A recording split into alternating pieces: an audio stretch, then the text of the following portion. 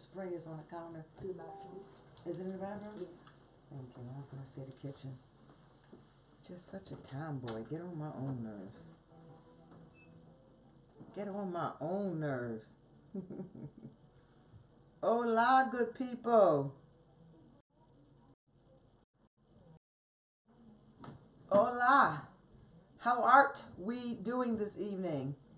I'll shout out a couple more. Elitza, Kareem, Denise, hello, Leah. That's right, Trish. Delegated.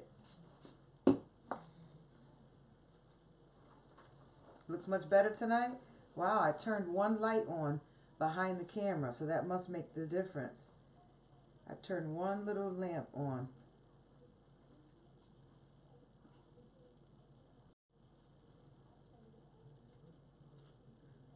Welcome, Anna, Joy, Latanya. That's a lot better, thank you. Welcome, Candace, R. Cherie. Oh my goodness. One little spot.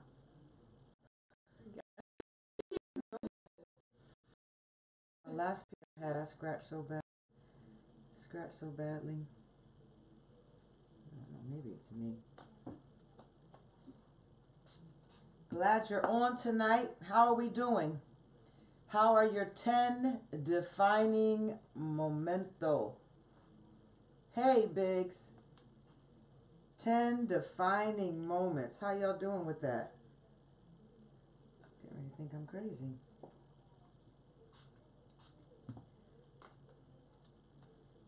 Look, y'all going up. Not going to Integrity Force. Hello. Y'all know y'all. It's my regulars. 3 years going strong. All right. Now this is perfection. Thank you. I want to give a shout out to my military baby. This is her last time. This is her last time, really. This is her last time being in my studio audience. She's going back to the military. She's got to leave us. She's got to say goodbye.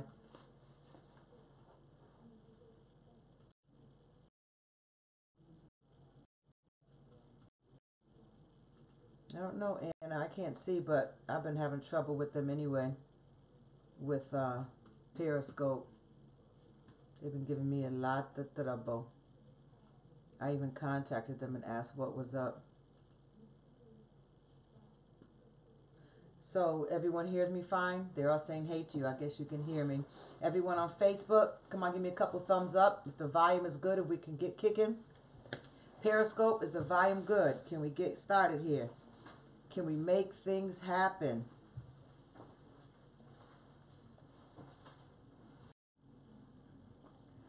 Can we make some things happen? I'm breathing through it. You are not alone.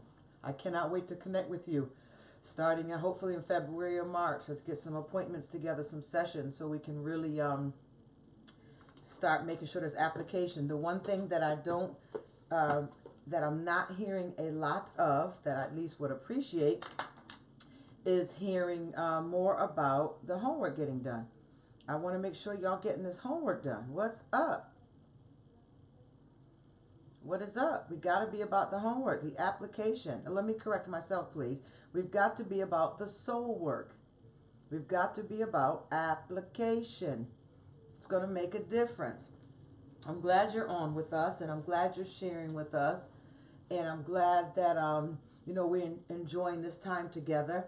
But also at the same time, we have to be about application. We cannot keep being participants in our own life from the sidelines. We cannot be passive when it comes to our life. It's time to be responsible so that we can be the best me that we can be. I need you to be the best you that you can be. One thought today had me in tears. I had forgotten about it. Absolutely. Waiting on my workbook. It should be in the mail. I want to give a shout out to those that helped me out here to make it happen, including my husband, Bernard Howard, who made it clear to me today that sometimes I don't even shout him out, and he wasn't saying it to be funny. It was just some people, you know, want to hear their name shouted out, and he was like, I never complain about mine. So I was like, yeah, he's right. I'm not too good with that. So I'm going to give him a shout out for his support with this and in the house, and all of the delegates that are on.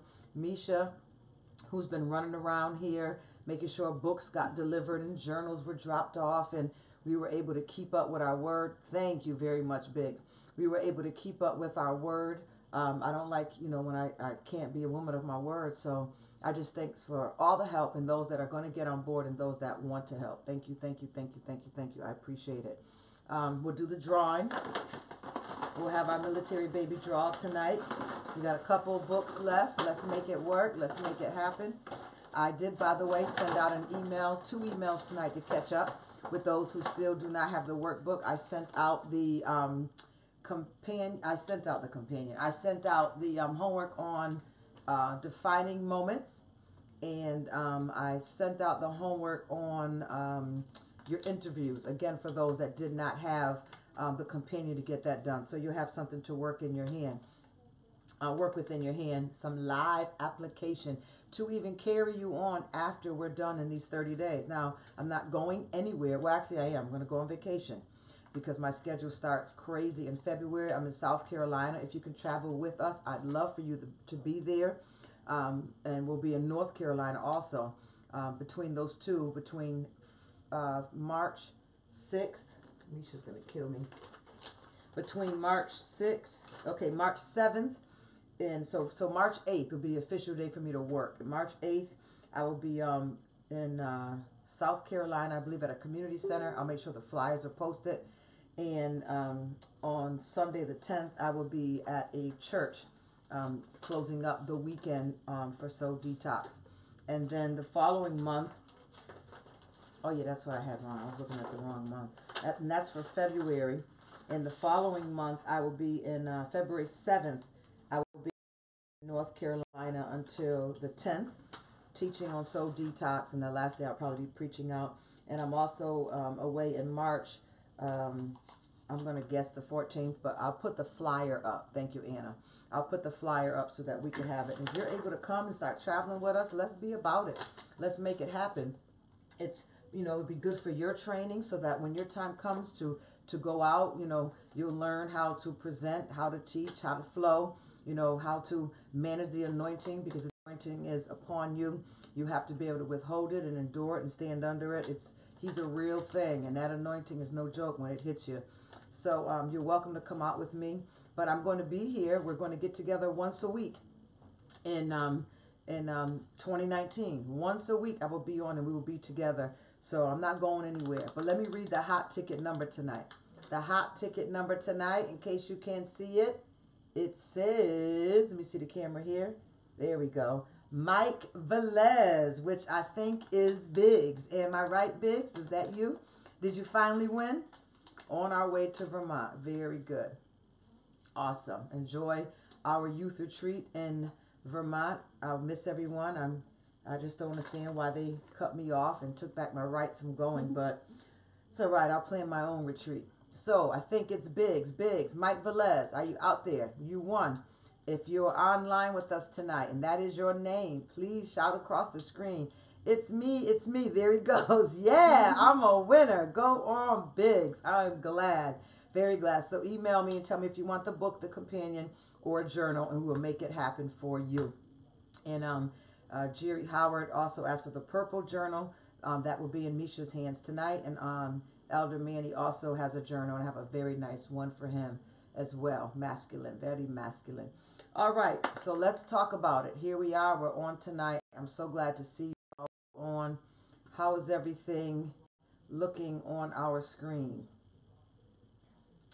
Am I on here on Facebook? Okay, the picture looked like it might be clear. Let me block the sound for a moment and see. I'm using different apps, so, I'm trying to figure it out. Okay. Good evening, good evening, good evening. Okay, it looks a little funny, but we're going to continue to work with it anyhow. We're going to work with it anyhow. Periscope is going. I want that shiny journal. You want the gold one? Huh? Is that what you want? The gold one? He said that shiny journal.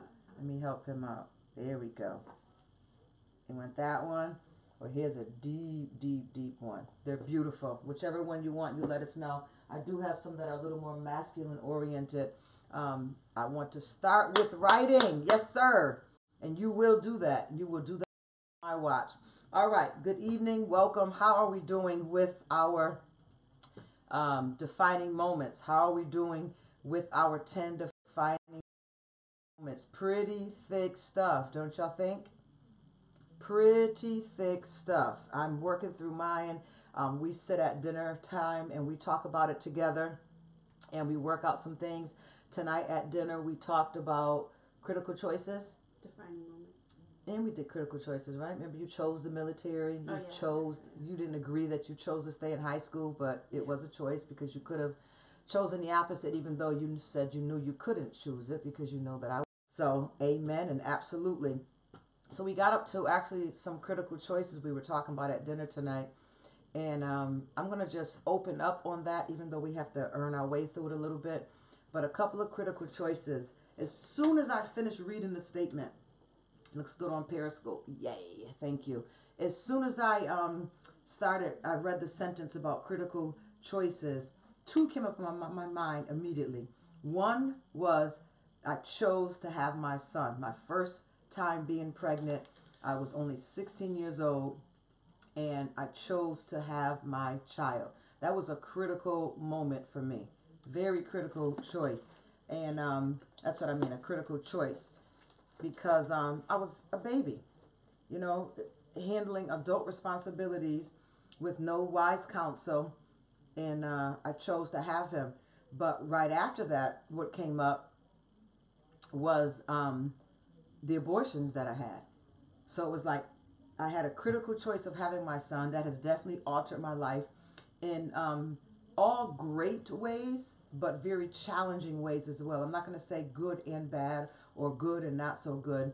I'll say great ways, but also very challenging ways for a young girl like that to find her way in life and also be raising a child and responsible for the care and the upkeep, the nutrition, the emotional stability, the confidence. You know, when we talk about choices tonight, I was reading tonight.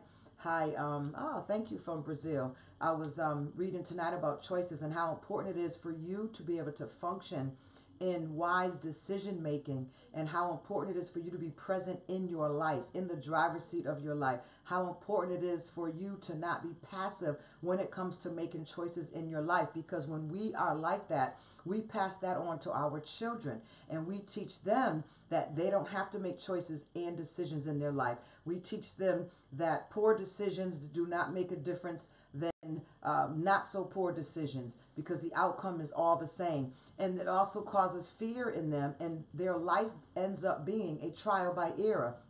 And we don't want anyone living a life trial by error. That's too costly. If you don't die, trial by error is a very dangerous way to live. So it is important for us to understand that it is a gift. It is it's a benefit bestowed onto us to be able to have a choice. So not to make choices and decisions in your life is a poor reflection of you as a human, as an adult, and as a responsible, mature individual. So now you put children in the picture and we're hit. We're hit. We put children in the picture and all of our decisions and choices were made in fear. And now we're making our decisions with our children in fear. And some of them aren't even able to make decisions. So tough stuff, huh? All right. Let's talk for a moment tonight. Good stuff. I'm so excited. Looks like everybody is good on here tonight. We're coming from chapter 5, Your 7 Critical Choices. And Kiosha and I came up with a little song tonight. You want to help me sing it? Yep. All right. Remember, 10, 7, Yep. 5. Ready, set, go. 10 defining moments, 5 critical choices. 5 We did it wrong. people. We'll do it again. Oh, I did it wrong? Okay, we're going to do it again. Work with us. This is our first jingle. This is our jingle for Self Matters. Ready, set, to, go. 10 defining moments, 7 critical choices, 5 5 pivotal people, and an audience of one. Isn't that wonderful? We got a jingle. We got a jingle. We just got to get some music playing in the background that doesn't sound like Christmas. But we have 10 defining moments that we've been working on and will continue to work on. We have 7 critical choices that we are currently in now, and we're going to work our way to 5 pivotal people. But all of that is for an audience of one. It's all about you. Self. Uno. You. Only you. Does this matter to? So all of this stuff that we're being taught, the defining moments, the critical choices, the pivotal people, that is your life in a nutshell. Your life boils down to all of those points right there in an audience of one. Interesting, huh? All right. Coming from our book tonight, page 124. I hope you have your book. And we open up with a quote from Mark Twain that says, "I was seldom able to see an opportunity until it has ceased to be one." Isn't that interesting? You couldn't see an opportunity to save your life until there was no more opportunities. Then you noticed that something was missing. Your life demands choices. You should write that down. My life demands choices. My life demands choices. You know how many people in different countries don't have an opportunity for choices like we have? And we sit here as passengers in the car of life. We sit here as someone else is going to make the decisions for us. And it's so sad when it's life chain of family members who do not make decisions and choices with their life, and definitely do not make mature, wise decisions. That's why we're always talking about wise counsel, wise counsel. My life demands choices. Thank you very, very much. I don't see Periscope quoting me back. I think Periscope, they're writing a book. By the time I'm done with them, they're going to have a book written. Because this is the most quiet audience I have ever had since I've been on Periscope. All right, let's get ready. Got my screens together. Let's go. So your life demands choices. Day in and day out, someone or something is expecting you to make some decision. I've said that so many times. Can you just make some decision?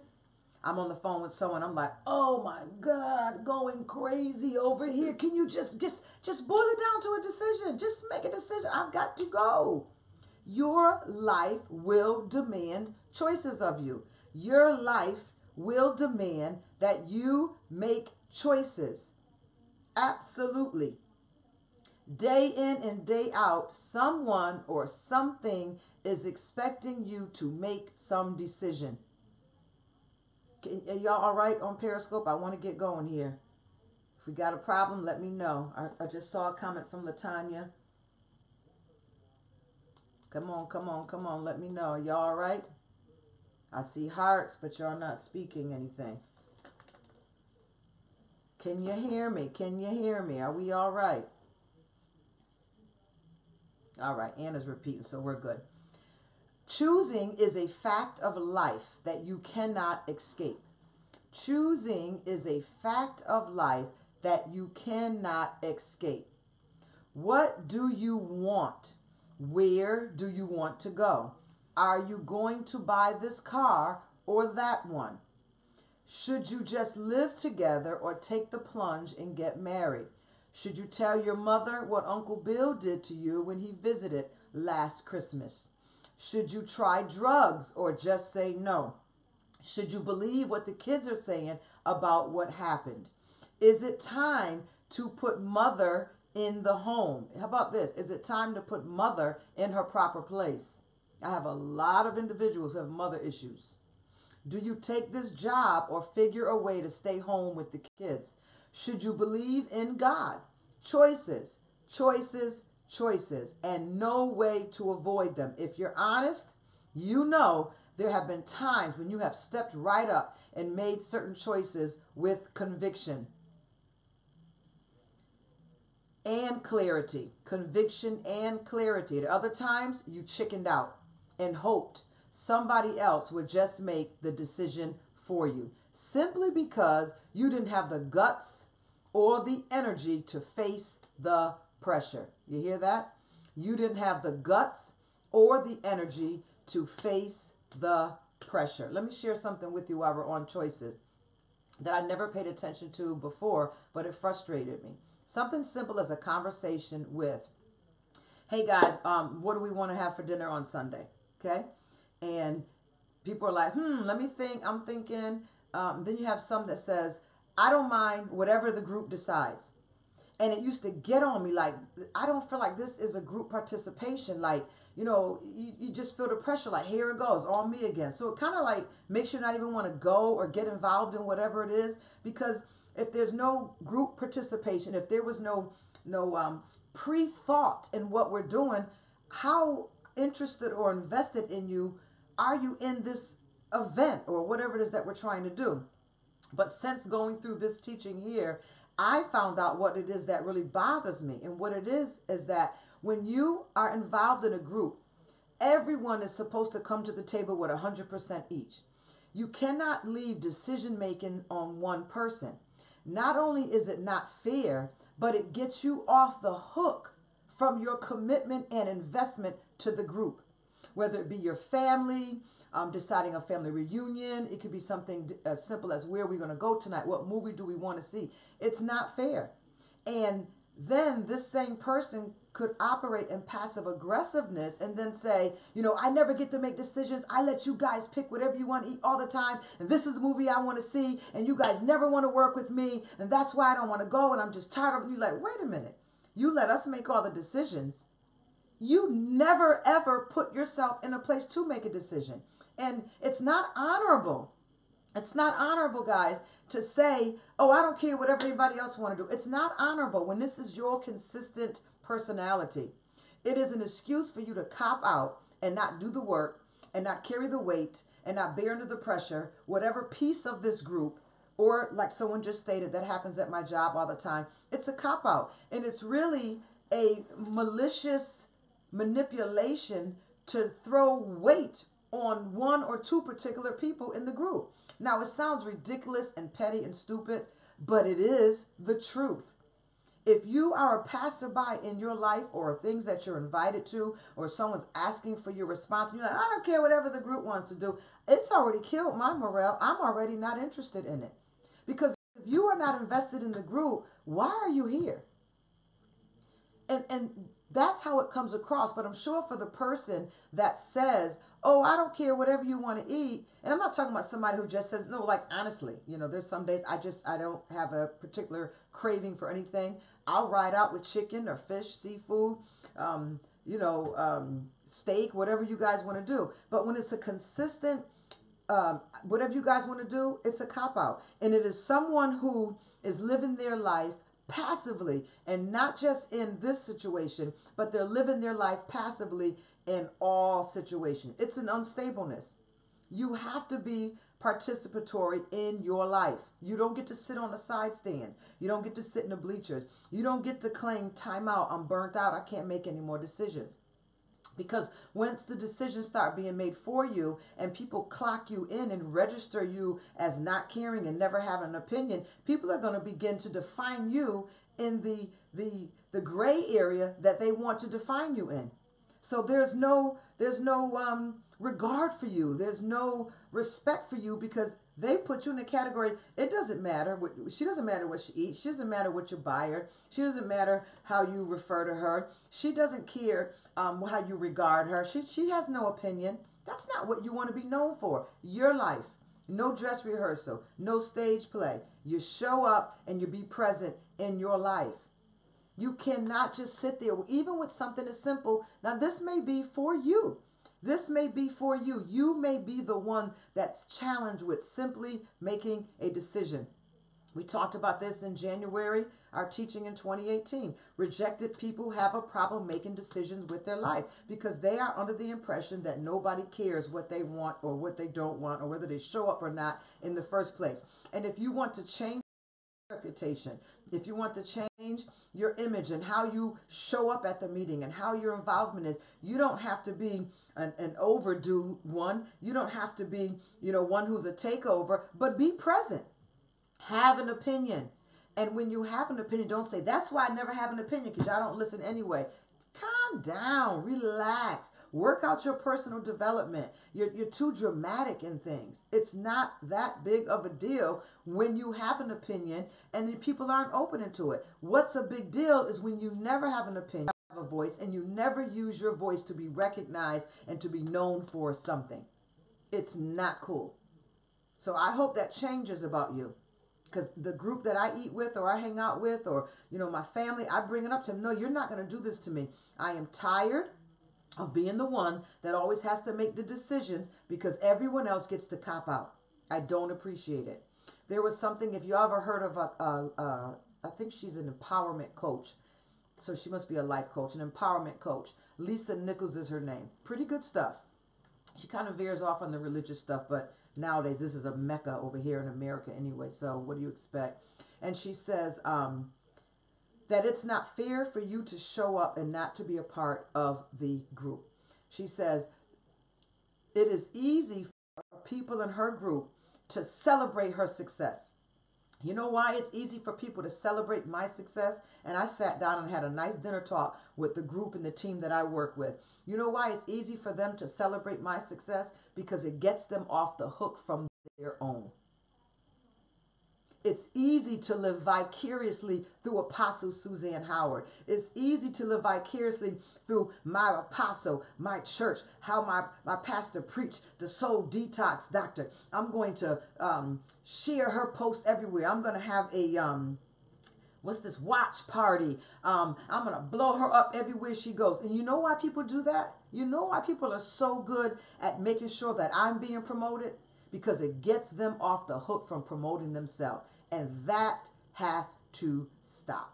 It is very important that you be accountable and responsible just like I am. I have to take the hits. I have to take the dings. I have to take the lies. I have to take the gossip. I have to take the attacks naturally and spiritually to be who I am. And I appreciate your support. And I want to support you as well. But it does not get you off the hook by rah-rah me over in the corner. And that's what people do nowadays. We're quick to share somebody else's Facebook post, quick to show someone else's broadcast, quick to blow someone else's horn because it gets you off the hook from being accountable and responsible for your own success. And that, my dear people, is over. If you are involved in my life, family, friend, or a delegate, someone that I'm coaching and counseling, I am going to charge you to be responsible with being a successor in your own life. To blow your own horn, to start manifesting what your purpose is so we can get your passion. I am not going to allow you to promote my success to get yourself off the hook from your own. Yes, it's rough. Yes, it's hell. Yes, it's accountability. Yes, it's attacks. Yes, I spend probably more days crying than I do dancing. Yes, I have battles coming from the north, south, east, and west. I wouldn't give it up for the world, though. And when I get encouraged by y'all and I get, the testimonies, it builds me up. But guess what? It's the price tag that goes with purpose. It's the price tag that goes with a passion-filled life. You cannot promote my success at the expense of giving up yours any longer.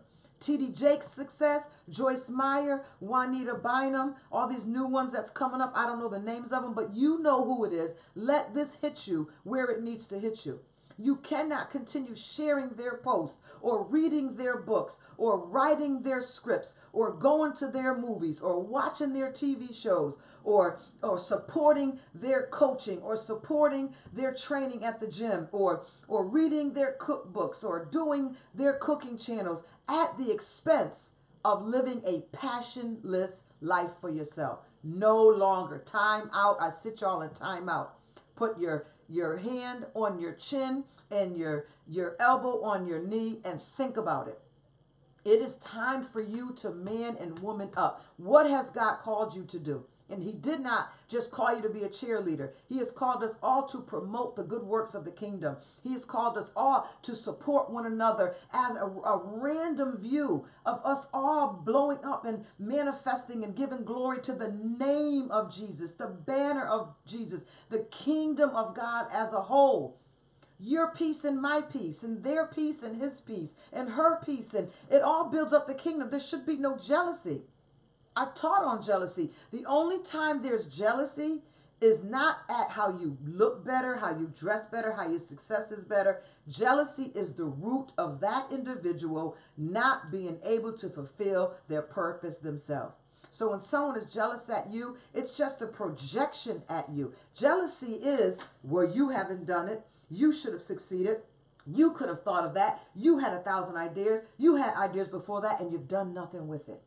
So you have a problem with other people's success. You have a problem with other people stepping out on the water. You have issues with other people who are doing ridiculous stuff and either being famous or powerful or helpful or positioned or famous, and not because you really have a problem with them doing it. The problem is that you know inside of you there's a seed of purpose.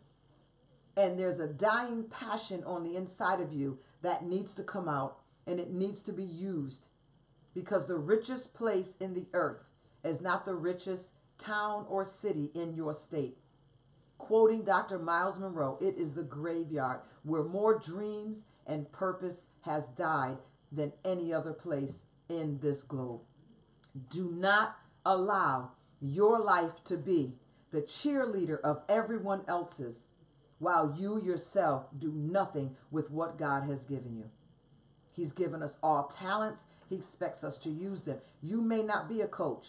You don't have to try to be a coach. Let this coaching inspire you to bring out who he is inside of you, so that his glory may be manifested in the earth, and that he may be high and lifted up, and that he may draw all men unto you. It's important for me to see that happen in you. Did y'all hear me tonight? Mama spoke. No longer being the only cheerleader. When Lisa Nichols quoted that, I'll post it on my page tonight. When she quoted that in this interview with this guy, he has his own YouTube page. I just sat back and I had to replay it and replay it and replay it. I said, that's what's frustrating me with my girls. That's what's burdening me. Because they support me, and I know they love me, and I know they want the best for me, and they're always tooting my horn. You know, their hand is over on my horn. Beep, beep, beep, blowing my horn. But it's what it's really doing, it's getting them off the hook from being accountable and responsible for their own success. Those days are over. Thank you, Biggs. Thank you, Anna. Absolutely. All right, I'll get back, but I wanted to share it with you. So, for me, critical choices was the fact that I chose to have a child at 17, but also the abortions that I had after that. They affected me today. And we were talking, how did they affect me? And it's not a regret per se. I wasn't saved. I wasn't mature on none of the things that were in place that I have now. But what's the difference is I know I could have raised them, because God is on my side, even when I didn't know he was on my side. But life was set up so much that I have no clue at that time, being immature, unemployed, unable to get welfare because of my age, and my parents still had money. So welfare said my parents were responsible for me and any babies that I have until I reach a certain age. So it's not that I regret it, because I was told not to have regret, because regret reduces stressors and cancers in your body. So when I pray to God, I say, God, please allow me not to have any regret in you, that everything that was used, even the bad, ugly, and the sin, will be used to glorify you in this earth, that my testimonies may bring someone closer. Do not live in regret, guys. Do not live in regret. Dr. Phil spent a whole, maybe 6 or 7 pages in the chapter telling us how we actually lose 32 years from our life. How we can lose time in our life. 1, by living fictional instead of authentic. 1, by having stress, amazing stress, brutal stress on us every single day. It's like driving your car in first gear for 5 years and wondering why the transmission is burned out. Because you are living in hard, heavy stress every day. He talked to us about how to regain the years back on our life. And this is why we're here. We want to regain the years. We want to redeem the years that was given to us. Restore our youth, the energy of our former days. And this is all possible. Absolutely. So it's not a regret. But now that I'm older, my life is situated. I'm calmer. I have wisdom to offer. The generations to come. I have the love for the future generations. I have a desire for leaders to come forth and be bold in their gifts, that if I had had those children today, it would have been a blessing to see them all come home for the holidays and, family pictures and family vacations. And, I could appreciate now. So that was one of my critical choices, and how it affected my self-concept now was through abortions. But also the fact that I didn't have them, that how my life is different. I would not have been able to do some of the things that I did do. So, having a child at 17 and then having abortions after that are really some of my critical choices. I have 5 more to go, but that's a couple of mine that I wanted to share with you all. Thank you for your comments. I am reading them as best I can as I just share this little bit with you. So, when you have stepped right up and made certain choices with conviction and clarity, at other times you chickened out and hoped somebody else would just make the decision for you, simply because you didn't have the guts or the energy to face the pressure. What you may not have realized is that even in not choosing, you were in fact making a choice. No matter how fast you run, no matter how much you try to hide, you cannot not choose. Bishop Carter. Like everyone else in the real world, some of your choices have worked out really well, and some of them have proven to be total train wrecks. Unfortunately, all of your choices, good and bad, have the power to be hugely significant in your life. The right to choose is both a burden and a privilege, and it all started at a very young age. At first, it's nothing more than, do I eat my vegetables? All too soon, it becomes to very much more serious things. As you get older, bigger, stronger, and smarter, the gravity and impact of your choices goes way up. And so does your ability to screw up and really make it count. That's right, Big. That's the part I highlighted as well. As obvious as that should be, it always amazes me to hear parents trying to rationalize the behavior of their own precious little future serial killer by denying the fact that he has been a knucklehead from the very beginning. Early on was Billy difficult. Now, I need you to hear this, because this is what we hear on the news often. Oh, he was never a problem. He was never arrested. He never did this before. Listen to the story. Early on, Billy was difficult, sure. He had some problems with anger in grade school, but never, ever anything big. He didn't get all screwed up until he turned 15, defining moment. We just don't know what happened. He was never in trouble with the law before. He just never seemed to really go downhill until overnight. Well, guess what, Ozzy and Harriet? Most 5-year-olds don't have showdowns with cops, beat up teachers, smoke dope, steal cars, and get busted. That's not because they wouldn't if they could. It's because they're only 5 years old, so they can't. At 5 years old, their ability to express rebellion or maladjustment is to throw a tantrum. And I've got some adults that throw tantrums. They pout or they set the cat on fire. What happened is that, just like you, his ability to make bad choices that matter and then act on them in some powerful way went vertical when he got old enough, big enough, and strong enough to behave in a way that it makes an impact. Stay with me. It wasn't that he wasn't messed up enough to do really dumb stuff. It just never occurred to him to steal your money and your car at 5 years old. He didn't have the ability to act at that level. It's the same deal with you. As you get older, you carry a bigger stick in your life, and that of those around you. Your choices count from day one, and that impact legally, morally, physically, financially, and socially does nothing but go up with age. Choices are a huge deal in how and why your life is what it is. There's a mic drop. I know Karen's probably not on tonight, but there's a mic drop. Choices are a huge deal in how and why your life is what it is. And it's amazing how many of us sit passively by, not making any choices in our lives, and then upset when our life comes back to bite us. When you have chosen to sit passively by. What's our comment, Big? Even without making a choice, you have made a choice. Choices are a huge deal in how and why your life is what it is. That includes the ones you have made, whether young or old, and the ones you will make. Choices are a huge deal in how and why your life is what it is.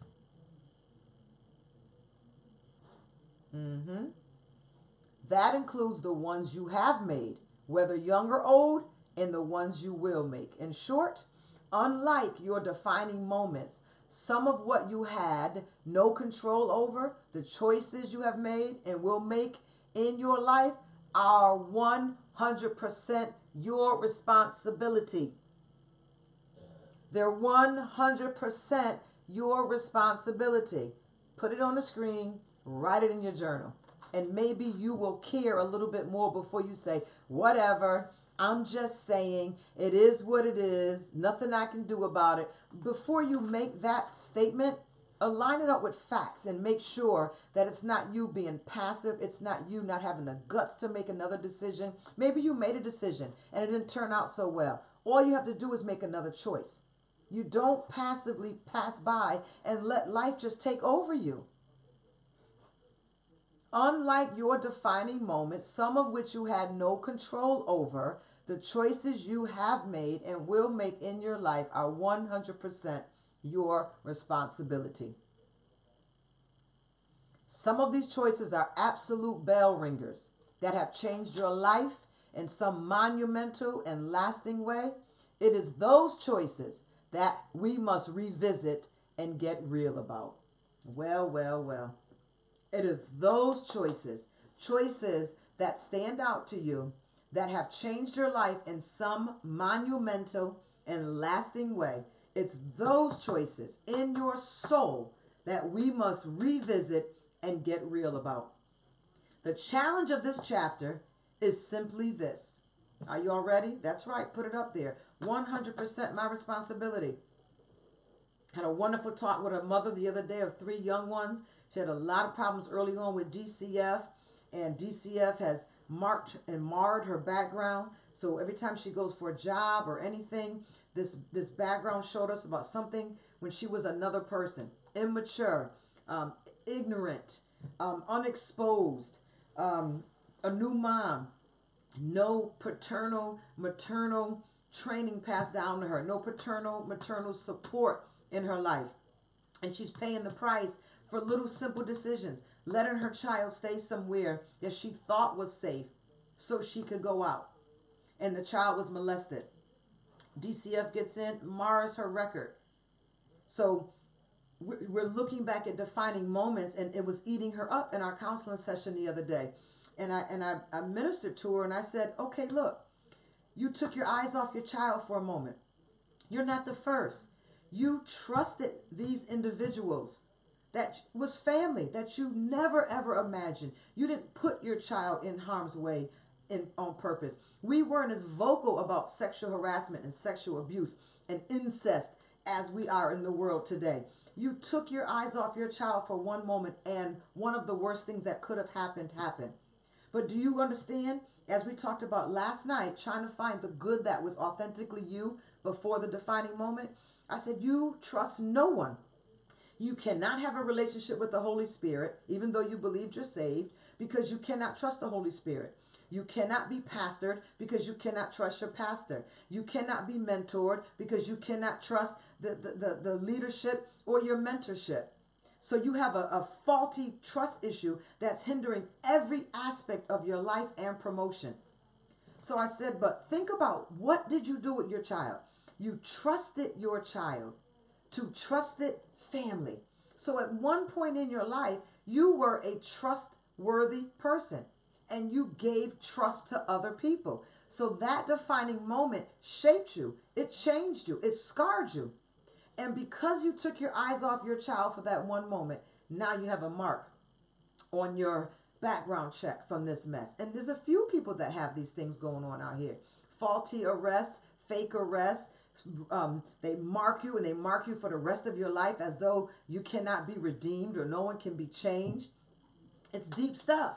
But look, it showed at one time you were a very trusting individual. And now you're a paranoid rebel.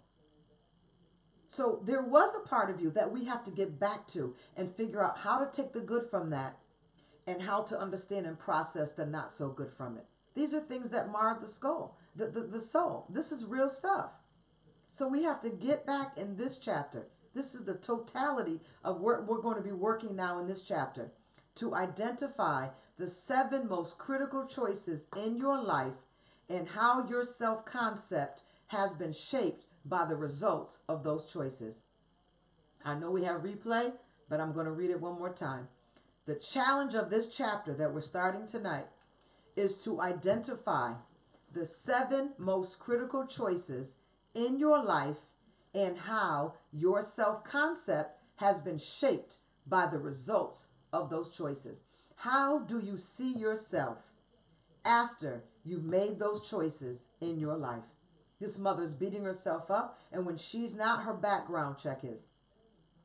She's still marred in the family with this false reputation. No one's trying to love on her, redeem her, forgive her, show her mercy, teach her some greater parenting skills. Just, it's just the past.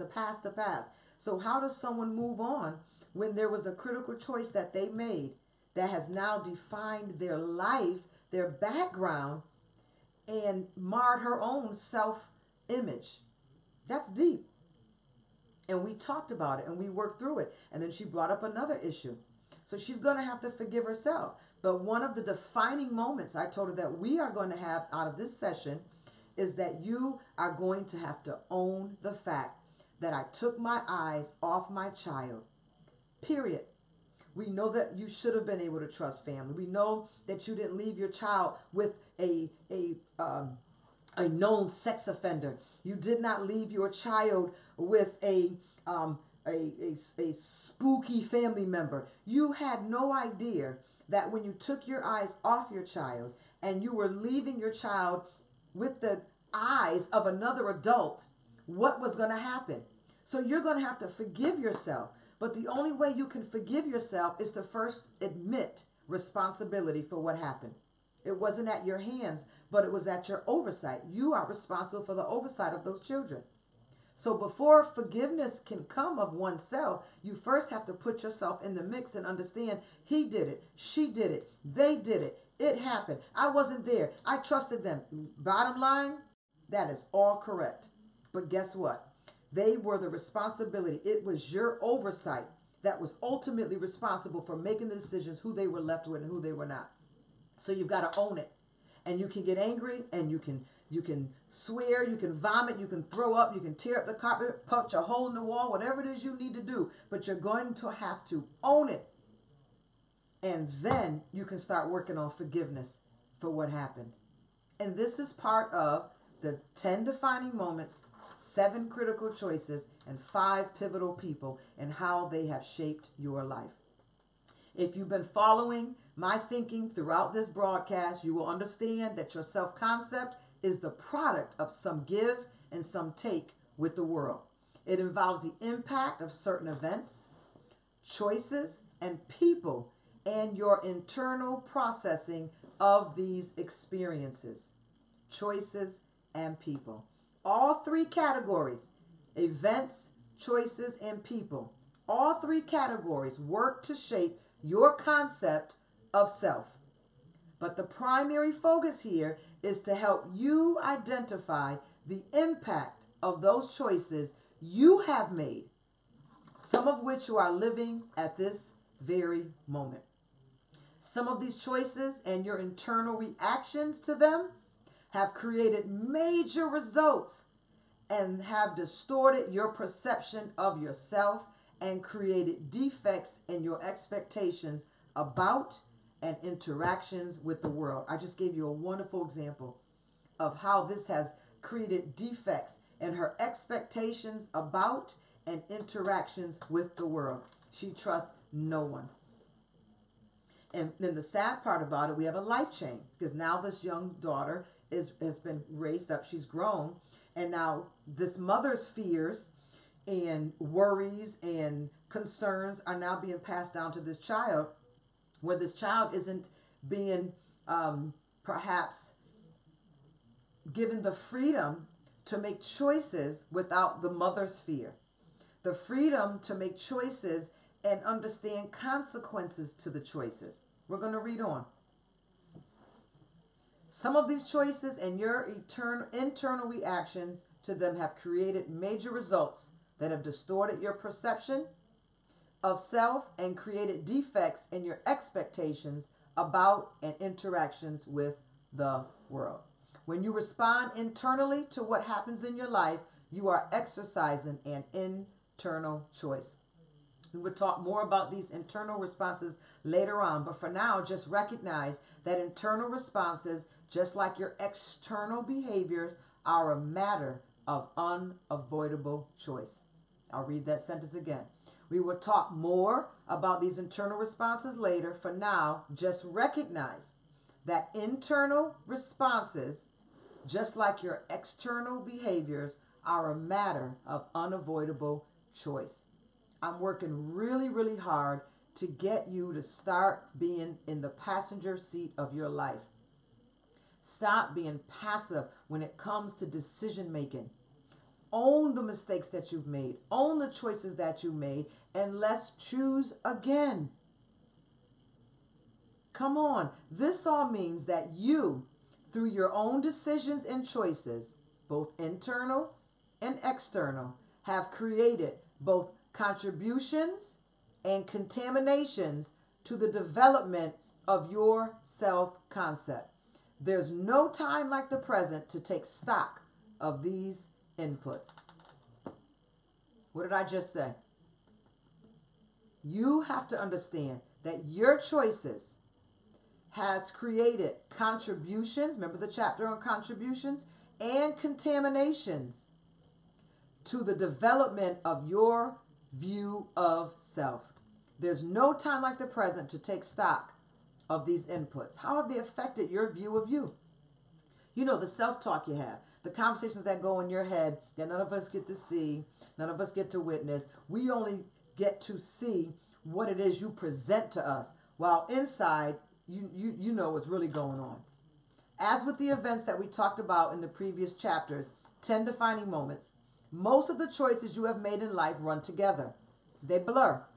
We are faced with so many day-to-day routine decisions that it would be difficult for most people to list all the choices that they have made and have to make as of yesterday, yet alone throughout their entire lives. However, nevertheless, as with your defining moments, there are surprisingly small numbers of choices that actually rise to the level of life-changing ones. Remember I told you, keeping a baby at 17, then the abortions that follow. These are the ones that they rise to the level of life-changing ones. I'm talking here about the 7 most critical choices that have shaped your life, either positively or negatively. These 7 critical choices have been major factors in determining who and what you have become. Identify and understand these choices, and you will unlock an amazing amount of information about you and your self-concept and you and your future. Whenever I think about critical choices, I can't help thinking about this story here. Do you mind if I indulge you? I don't know what time we have, 54 minutes. We've got a few minutes left. So let me read this story to you. Whenever I think about critical choices, I can't help thinking about my high school friend Dean and hearing his words. My God, what happened? During our entire high school careers in Kansas City, Dean and I were inseparable. We took classes together, played sports together, ate together, and spent weekends chasing girls together. We both found work as laborers, grunts would be a more accurate label, at a warehouse downtown. The hours were terrible, the work was worse, but the money, such as it was, allowed us to indulge our passion for tinkering with cars, going on dates, and having a pocket full of cash. It was pretty intoxicating to a couple of kids from, shall we say, the less than fancy side of town. As senior year arrived and many of us started thinking long thoughts about college and beyond, Dean had fallen in love, big time, with a girl at our high school. Before long, he was talking to our shift supervisor at the warehouse about a job that he had opened up elsewhere in the plant. Compared to the work he and I had been doing, this new position was a grown-up job. How many of y'all started your life early in high school? Remember I said pregnant at 16, baby at 17, had to drop out of school while everyone else was planning proms. I had to go and figure out rent. This is what we're getting ready to hear a story about. Before long, he was talking to our shift supervisor at the warehouse about a job that had opened up elsewhere in the plant. Compared to the work he and I had been doing, this new position was a grown-up job. It meant significant responsibility. More importantly, it came with a real people's salary, maybe $9,000 or $10,000 a year, which in those days was all the money in the world to a poor boy. Within a few days after our graduation, while the rest of us were planning for the next preparatory phase of life, Dean had made a choice. He was through preparing. It was time to start living. Immediately after graduation, Dean seemed to have it all: a nice apartment, a killer stereo, and a shiny new pickup truck. His wedding date was just around the corner. All at the farewell party that he threw for all of us later that summer, we all had admired Dean's pickup, revving the engine and smelling that new smell. We looked around his apartment amazed that an 18-year-old had actually owned furniture, and we pretty much just drooled with envy for Dean. Soon, I packed my luggage, 3 pillowcases in fact, and off I went to school, dead broke but bright-eyed. I didn't see or talk to Dean for several months. Our paths had parted into 2 dramatically different worlds. Soon, word trickled through the grapevine that Dean had lost his great job. Naturally, we wondered about Dean and his new bride, but the demands of college prevented us from wondering very long. Not long after that, we heard that Dean's marriage had also fallen apart. By the time I caught up with him again during a visit back to the old stomping ground, about 10 years had passed, and Dean was now the night manager at a convenience store.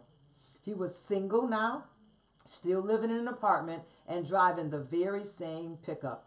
We laughed about old times. I shared with him a little bit about my practice, and he was kidding around about me being Dr. McGraw, saying that he wouldn't let me treat his dog. I said living with Dean was surely an uncommonly affirming experience for the dog, as seldom was a mutt the smartest one in the house, and we kicked jokes and traded good-natured barbs back and forth and caught up with each other on the details of our lives and family. Then Dean fell silent. Anybody feeling this moment right here? You feeling it? And you're still young. Anyone else feeling this moment right here? You can pretty much, if you don't have the material, you can pretty much tell what's going on here. Dean fell silent. He says, finally, he said, "My God, Phil, what happened? You and I were almost twins in school, a pair of bookends. We made the same grades, we blew off the same classes, we ran from the cops together, we walked the same halls and had the same friends. Heck, we were like peas in a pod. Now 10 years later, I'm working the night shift at the local Stop and Rob, and you're a darn doctor. What the hell happened?" As much as I would have preferred to just stare at my shoes at this point, I remember answering, "Well, What happened was that you made your choice and I made mine. You did what you did and I did what I did. When you choose the behavior, you choose the consequence. That's deep. That I had to highlight right there. And it made me think of being pregnant as a teenager. You know, what were some of the options? What would have happened if I had gotten an abortion? Would I have gone on to college? Would I have had my degree in criminology? Would I be living in one of these fancy cities that I've always desired to live in? Or would my life have gone down a bigger hole? You know, you don't know, but you have to face the fact that a choice, you have reached a fork in the road where a choice had to be made. This guy grew up way too fast. We know a lot of people that do that. Some make it and some don't. But when you choose the behavior, you choose the consequence. 10 years before he had chosen marriage and the grown-up job, while the rest of us had chosen college. He had chosen the grown-up salary, while the rest of us had chosen to live like paupers for the next 4 years. He had chosen a seemingly secure position, while the rest of us took the risk that our opportunities would multiply once we had diplomas. Now we had those diplomas, and Dean had a stack of pay stubs from a number of dead-end, no future jobs.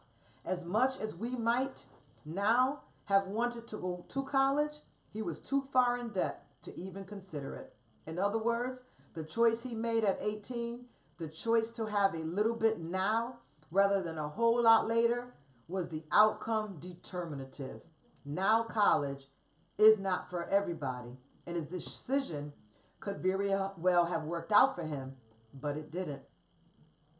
He would have wound up running the whole place, but he didn't.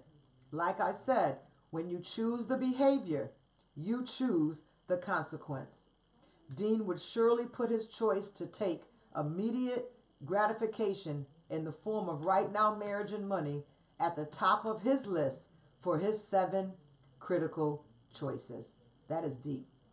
That is deep. And I don't know if there's any adult on here that is not feeling that right now. When you look at some of the futures or the present at our age now of a lot of our peers because of choices that were made early on. You know, the children that couldn't go outside. And, you know, when I look at so many of my friends that are on drugs, that are dead, some that are in jail for life, they do not have a possibility of parole as it stands right now. The choices and decisions that were made. You know, I was even talking to my husband at dinner tonight, and we were starting to go over, he and Kiosha and myself, 7 critical choices. And he said, well, the first one would have to be the fact that I chose the streets. You know, I didn't know any better. I didn't have any male mentorship or role models. Doesn't matter. You know, those are all the truth of the environment. He said, but the fact that I chose that life, I have a background that prohibits me from getting jobs. And when I do get a good job and the people actually love me, when the background record comes through, I'm done. So even though they like me and they see the redeemed man, that this background comes to bite me, and they always tell me, sadly, we liked you, you were a perfect fit, but we've got to let you go because of your background. And he said, by choosing the streets, I had a lot of money, I had a lot of cars, and I had a lot of money, a lot of women. And I chose to live and eat the prime rib at an age where I could not be mature enough. I could not understand it. I could not maintain it. I could not keep it. I didn't even know what was given to me. And that now, here I am in my 50s, and it's like I'm a 21-year-old or an 18-year-old just getting out of high school trying to figure life out. Isn't that amazing?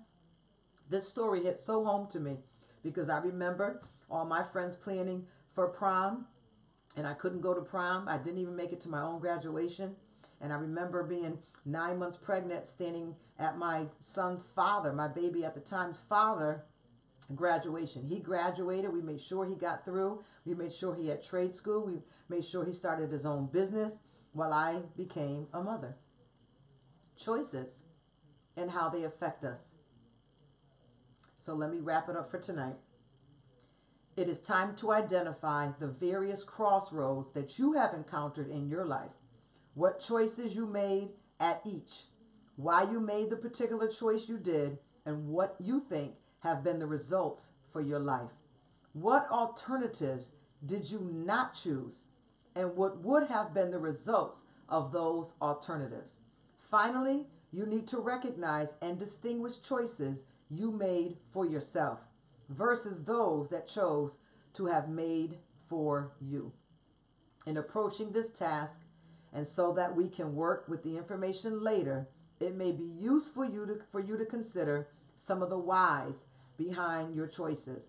What factors came into play when you were faced with a choice? When you start looking for your 7 most critical choices, keep in mind that you, like all people, have various motivations or needs that drive each and every one of your choices. In fact, you are driven by a hierarchy of needs, such that unless and until a more basic need is met, you cannot and will not be motivated by the next level of need. And we'll deal with that on tomorrow night. This one was heavy. I've got to go ponder. For you too? Wow. This one was heavy. I don't know. I think we're saying that every night, aren't we? This one was heavy. Oh, this one was heavy. And I think we're just in a heavy part. We're in the meat of the material now. So I'm praying for y'all. I'm praying for your truthfulness to yourself. I'm praying for you to work on your 10 defining moments and your 7 critical choices, and that you do the work and that you get everything necessary so that you can finish this process and be closer to the authentic you in these 30 days than you have ever been in your entire life since these experiences came and altered who you are on the road to be. I thank you for everyone who shares their testimonies with me. You notice I share in privacy. I share it as a teaching method. I give no names. I give no dates and addresses. I just share as a form of teaching. So I thank you for your trust and your transparency to be a part of this process and this journey that we are all on. And we're going to say goodbye for tonight. Work it out. Get the replay. Inbox someone else so that they can listen to it and get them interested in getting back to the basics of their soul so that they can be redefined and reformed by who they are. And I would love to hear testimonies come forth after this, that some backgrounds have been cleared up, some child issues with DCF has been cleared up, because I know the God that we serve. So we're not just stuck as people reading this book. We are empowered by the Holy Spirit, getting more information that's going to alter and change our life. So don't let this tonight leave you in a bad place or a bad spot. Not at all. You know why?